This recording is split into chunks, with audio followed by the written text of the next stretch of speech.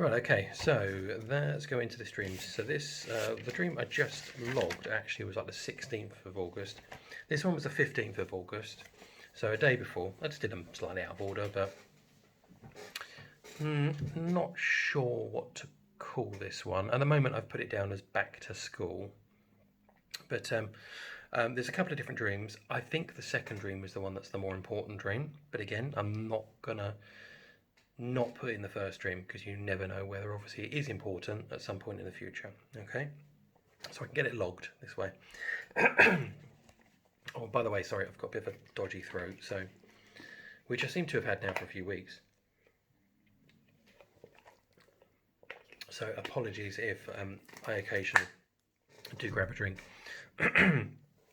Okay, so this dream then, I was at some sort of political kind of meeting thing, I guess, which was in the capital. So as in the US capital, it was in Washington DC, and I was with a group of people and we were listening to what the previous president, so not the current president, Joe Biden. Sorry, not the current president, but Joe Biden is who we were listening to. So he was a speaker.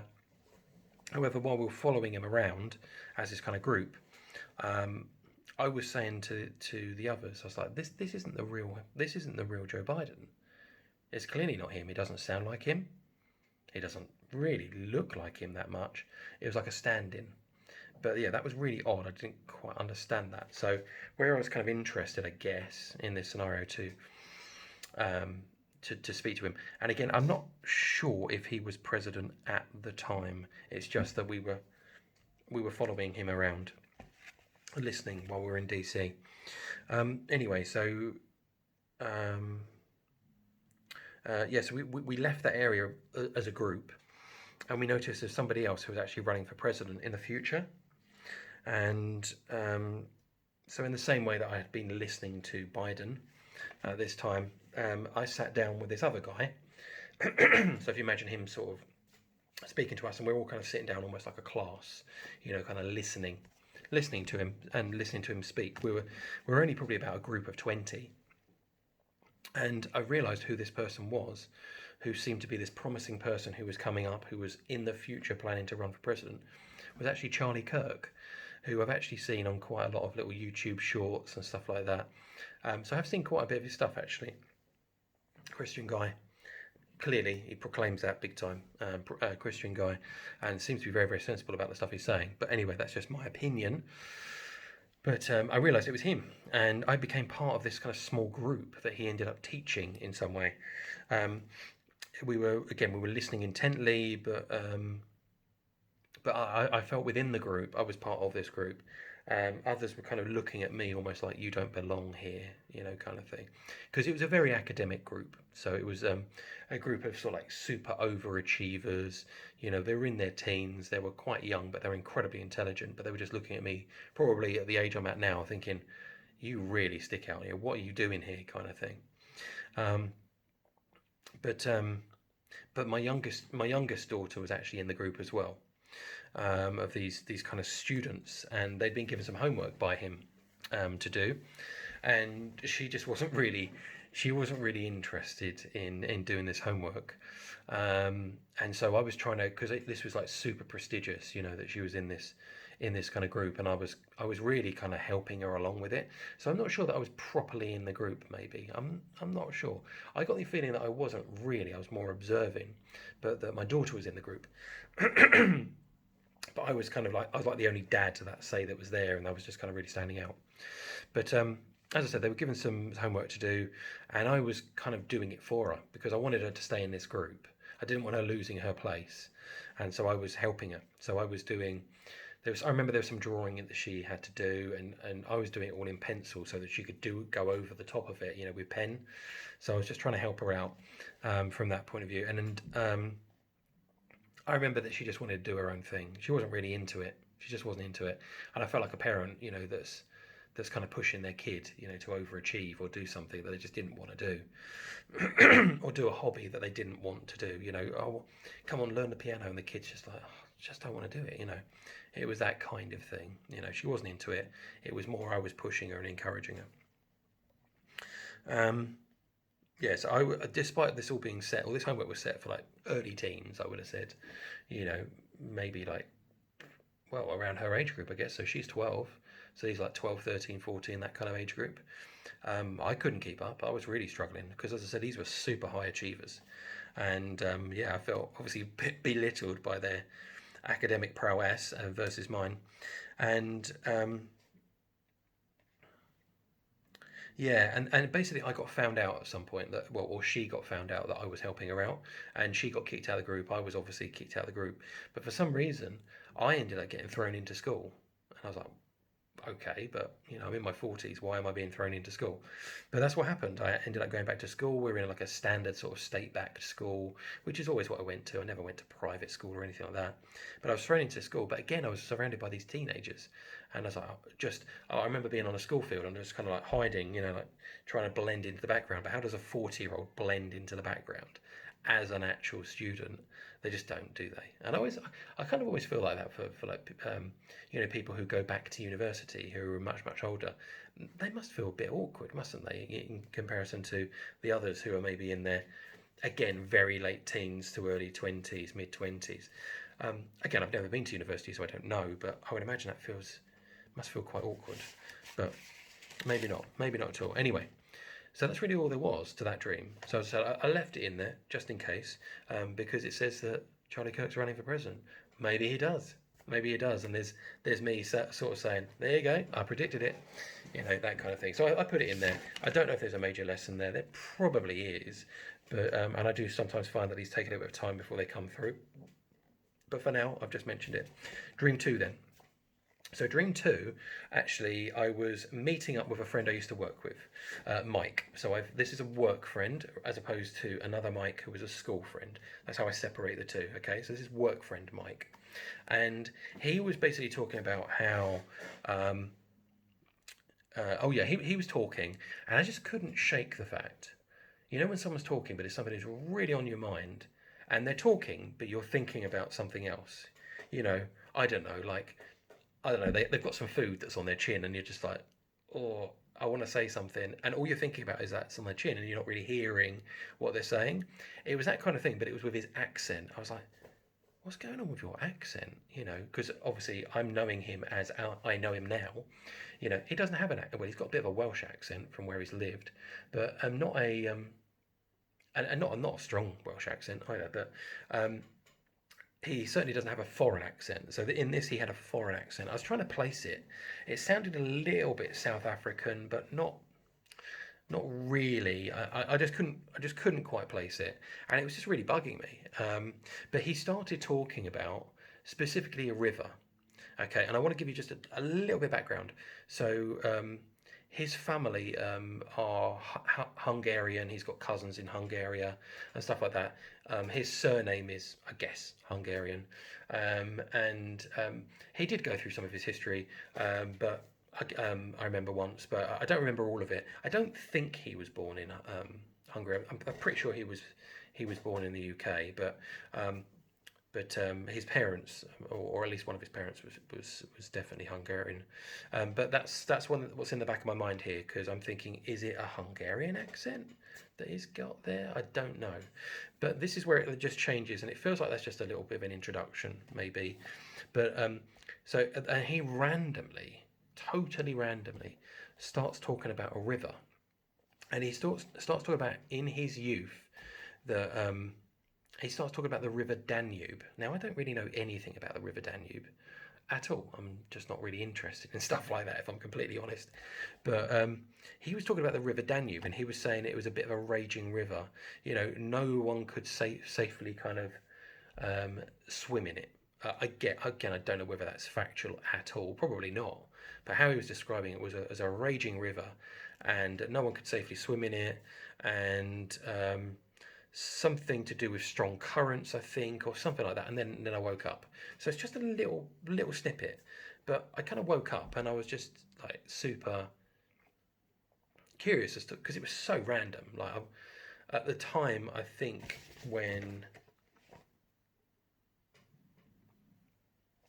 I think I was on the coast at the time, because we'd gone on some short little breaks, had some holiday, some time off. I'm pretty sure at that day I was actually at the coast, but there's no rivers around at all, and we wouldn't have gone past any rivers or on the way home or anything like that, all the way there. And we didn't even go to we were on the seashore, but we didn't even go to the seashore. You know, we just stayed within and mucked about in arcade machines and went and got ice cream and all of that kind of stuff. But no, we didn't actually, walk along really the beach part. But anyway, so there's no connection. I haven't watched anything to do with rivers or anything like that. So again, these are part of my transparency sort of statements I put in some videos. Nothing that makes sense to any rivers that I can remember at all at the time. And normally I'll write something down if there is, so I can remember that there might be some sort of a bias, something that's kind of interfering with my dreams in some way. So his surname, as I said, as far as I know, is Hungarian, but he doesn't have an accent like that. As I said, he was born here. I'm pretty sure he was born here, or very much from his very, very, very, very early life. But I'm pretty sure he was born here. And spent all the time in the UK. He does have, as I said, a little bit of an accent, but it's more of a Welsh accent because he lived in Wales for a time. I think his dad was a miner or something like that.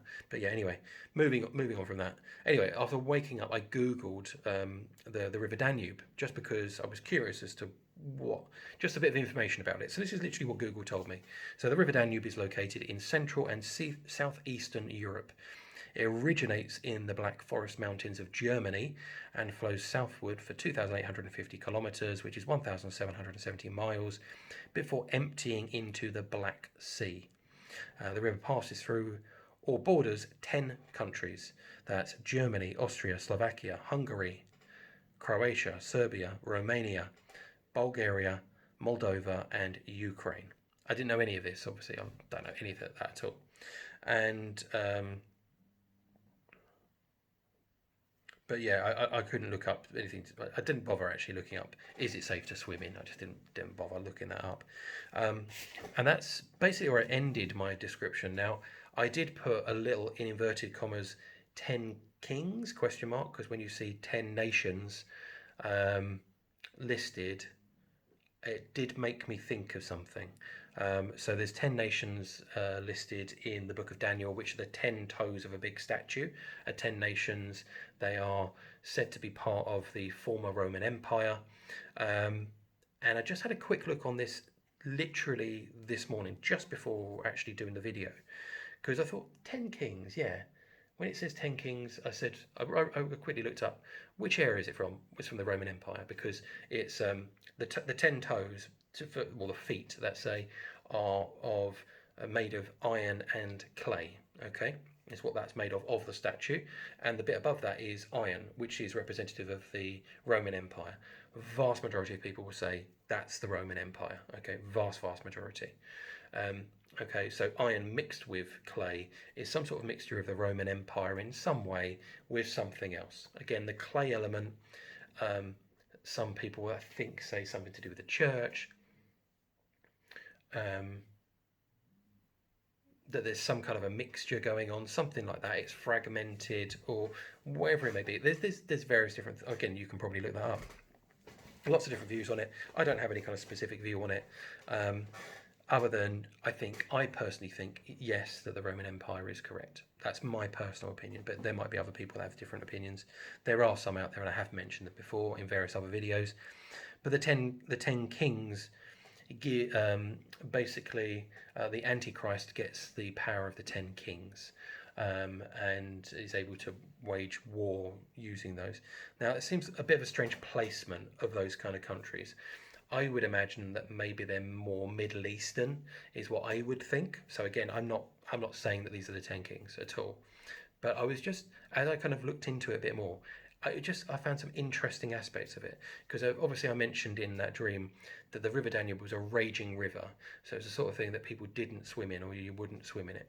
And then I looked into, I tried to get an AI sort of thing here to help me to overlay the Roman Empire with the River Danube and what happens there. And it looked like for a long period, for quite a period of time, obviously the Roman Empire has expanded, contracted and stuff like that throughout time. But the River Danube was used as a border, because it was such a long river that went across Europe. It was used as a border between, let's say the south as being the Roman Empire, and then it bordered and then stuff above it. they left it, and what they did was they heavily fortified along the river. Apparently, I didn't know any of this, and it was used as a border, so that people, because I guess there was no bridges or anything like that, or they were fortified so that anybody trying to come down and actually attack the Roman Empire would have to go huge distances to try and get around this river to attack. And so it was used, as I said, a sort of fortifying thing, almost like, like the big, what's it called, the Great Wall of China, that kind of thing. So it was used as a natural defense against people. And actually, what was listed when I wrote that up, it mentioned about how it was used, it helped to hold back the Germanic hordes, which actually were attacking the Roman Empire, because that's in the film Gladiator. If you've not seen that, is the Germanic hordes going against Rome, and yeah. And I think it was to do with, I think it was actually originated in more Germany, when that's what helped created the Roman Empire kind of to dismantle, was part of that. Again, look it up. I'm just going off of memory, something to do with that. Obviously in Britain there was some uprisings and stuff like that as well. All sorts of things happened, but it's probably happening all over the place because the Roman Empire was just getting a bit weakened, and difficult for them to maintain their large borders and stuff like that. So obviously it was spread over a massive area. But again, my personal opinion, probably the 10 Kings will be more the Middle East, but the fact that it was 10 nations, and to do with this river Danube, and it was a natural defense, and that it was all these nations were bordering them. Apparently, the Roman Empire did go over that border, and they did conquer nations outside of it, but it was used as a defense for quite some time. So whether it has any relevance, I really don't know. I'm certainly not saying these are the 10 kings. It's just a little bit of a curious point, isn't it? Where you'll hear people do many videos, believe me, as, there's these 10 nations, they're all coming together, and it's, well, what is it? The BRICS nations, or the 10 nations. Maybe they're the 10 nations that, break down, the euro sort of stronghold there is on pretty much when you're buying oil, it's bought in, dollars per barrel and stuff like that, maybe it will change and the BRICS nations will take over, and there'll be a new currency kind of trading that will be, the BRICS nations will be controlling it, which are Brazil, so BRICS being Brazil, India, who's the C? China, and there's South Africa, but there's some other nations that are part of it now. It's up to a much bigger figure, but originally it was those ones that started up, which is why it's called BRICS, the abbreviation of those countries that kind of set that up. I don't know how well that's going, actually, but it could be something where there's a toppling of power, where it comes like that. Maybe the what's it called, the world's reserve currency is no longer the US dollar. Maybe it switches to something else, because a lot of these BRICS nations, I think, hold gold as reserves and stuff like that, to something to do with that, which obviously the US potentially does, but there's not really any audits and things like that around the dollar is not at all backed. You don't have the same amount of gold as you have US dollar, because it's just printed. So it used to be in like pre-Second World War, but I think it was around sort of Vietnam time, was it, that it was no longer gold backed, and it switched off, and you could just print money, and a lot of the other countries did the same sort of thing.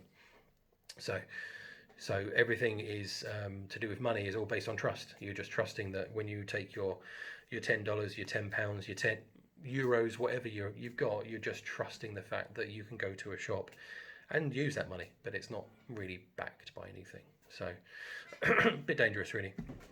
But okay, so that's my kind of total thoughts really on that. As I said, just curious, a little bit of an interesting one. The River Danube bit being the most interesting bit for me, just to look into how, because obviously every dream I'm looking at providing you with something that's biblical, that's end times, that's something to do with current events, maybe that kind of thing. So this was one where I was kind of like, should I film it? I think I will, and then obviously it's down to somebody else as to whether they feel that it's worthwhile them listening to or not. If anything, it sparked hopefully an interest in you looking into the 10 toes of Daniel's prophecy, which is phenomenal prophecy, and I've mentioned that many times before. So just explore that. Feel free to put comments on and all that sort of stuff. Again, it's I'm here really just to provide you with my dreams. And as I said, link them up to scriptures, provide teachings. I said cite scriptures, that kind of stuff. So maybe I may not put the 10 toes and scripture stuff into here, because I'm not saying that it's the 10 kings. I'm just saying it's curious that there's 10 countries that border that river, and that river has been pointed out as being something in my dream. So I'll put it out there.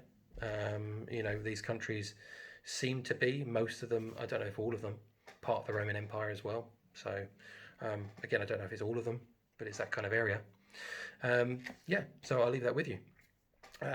Yeah, hopefully you found that interesting in some way, and I will, when I get another dream, I will provide you with some more dream meanings and general dreams. Okay, all right, I'll see you soon.